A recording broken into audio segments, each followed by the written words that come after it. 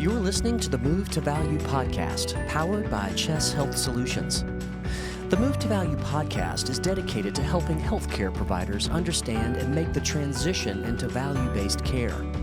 We do this through conversations and the sharing of innovative ideas with practitioners, experts, and leaders throughout the healthcare industry.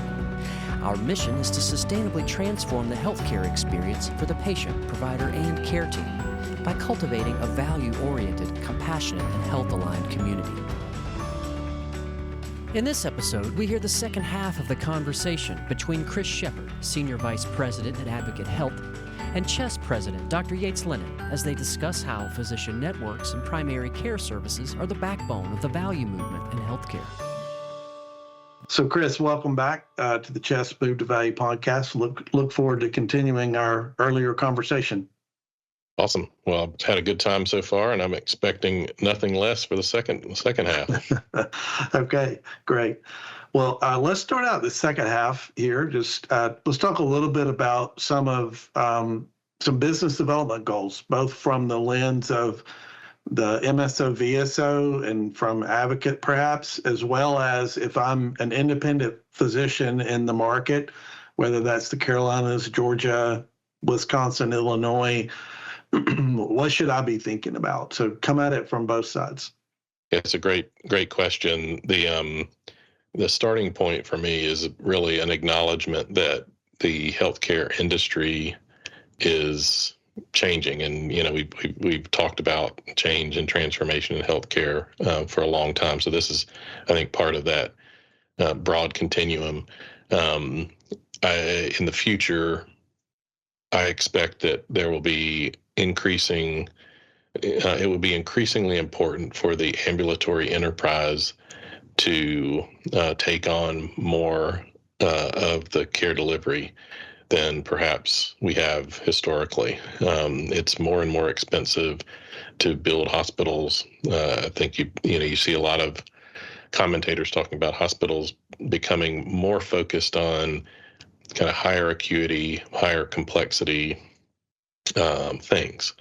And so, they're always going to be here, and we are building broadly in facilities across the Advocate enterprise and investing in improvements in the facilities.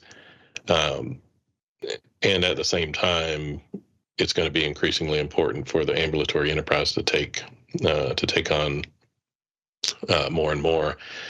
Some of that has a regulatory dimension to it. So, for example, CON laws being loosened or removed in South Carolina, North Carolina, perhaps other places. I think those kinds of regulatory changes, reimbursement changes that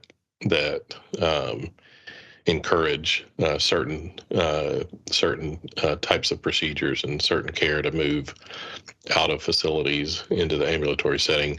All those, I think, point us toward a future where for a health system, we are going to need to be successful in that ambulatory space, as well as with our facilities.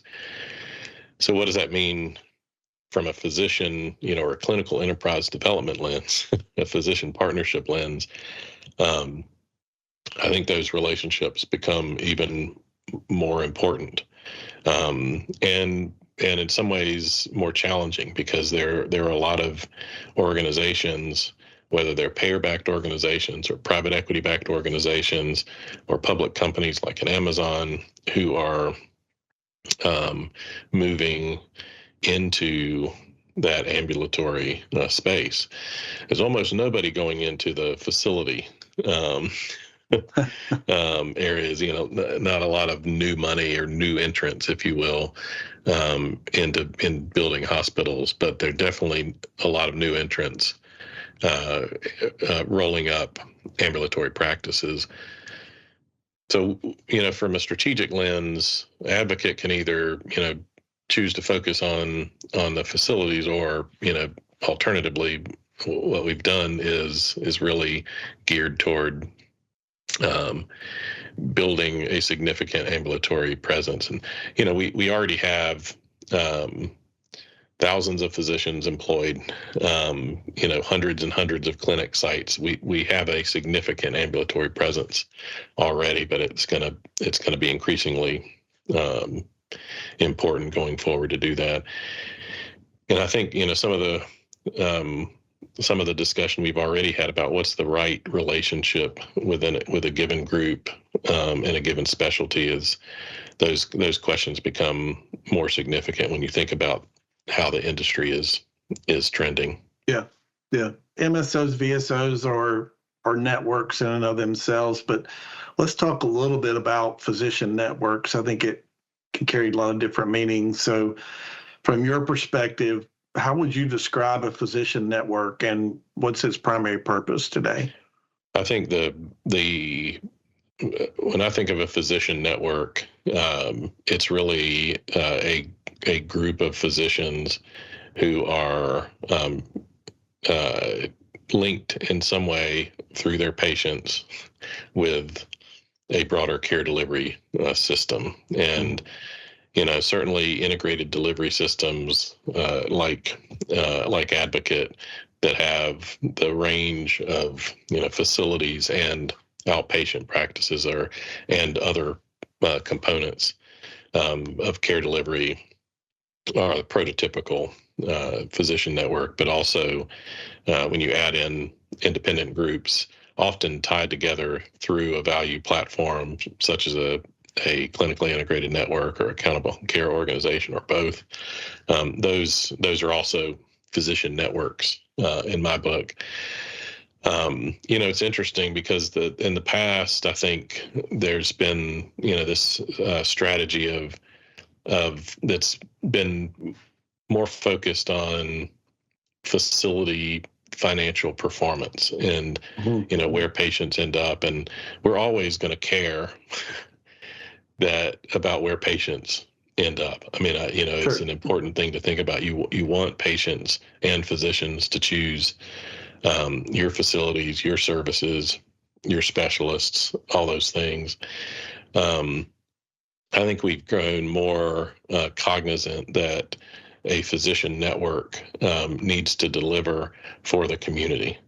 And certainly as the industry continues to shift toward ambulatory presence and more care being delivered outside hospitals, that becomes a key strategic factor that you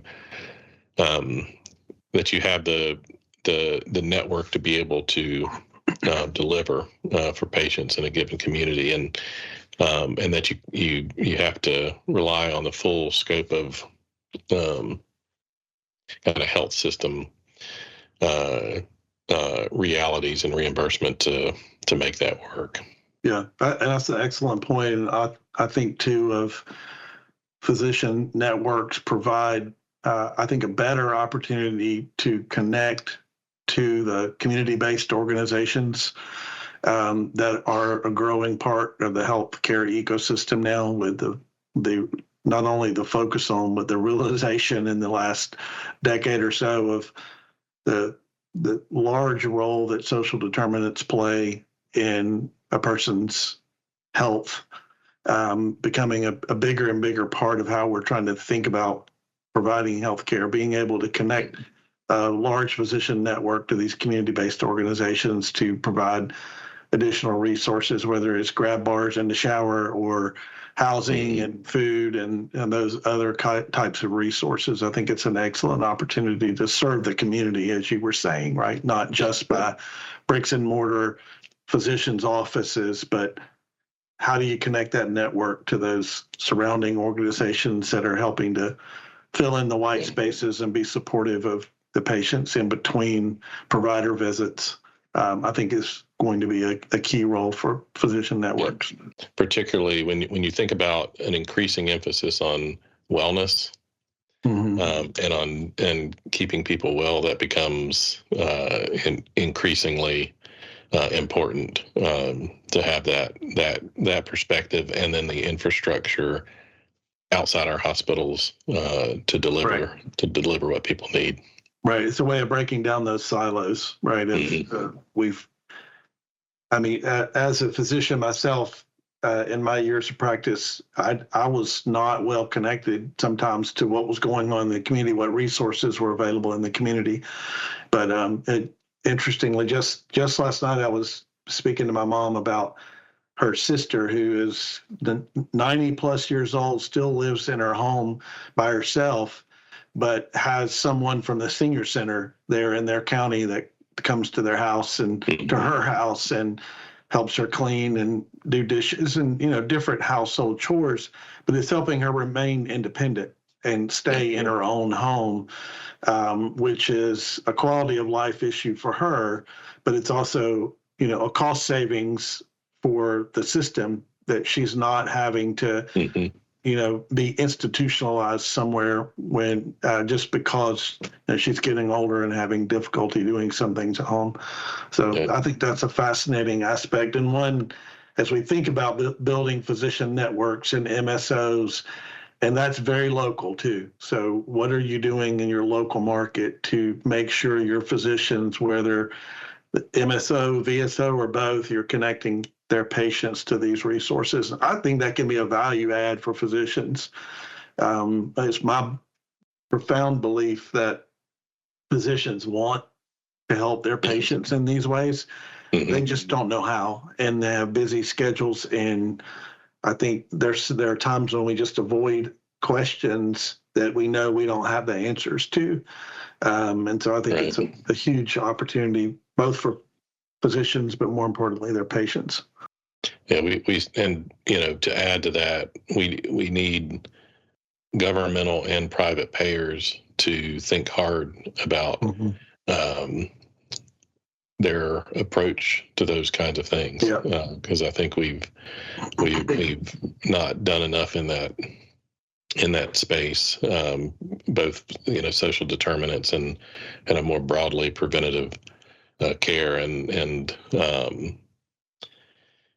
I realize it's really complicated It is. to get that right. And you start from the financial realities that exist today, and it's hard sometimes to move even into things that are that should be obvious benefits to patients and communities. Yeah, and you and I have talked before, offline, of course, but about FQHCs and their role in the healthcare ecosystem. And that is a network of physicians that already know how to live on a budget.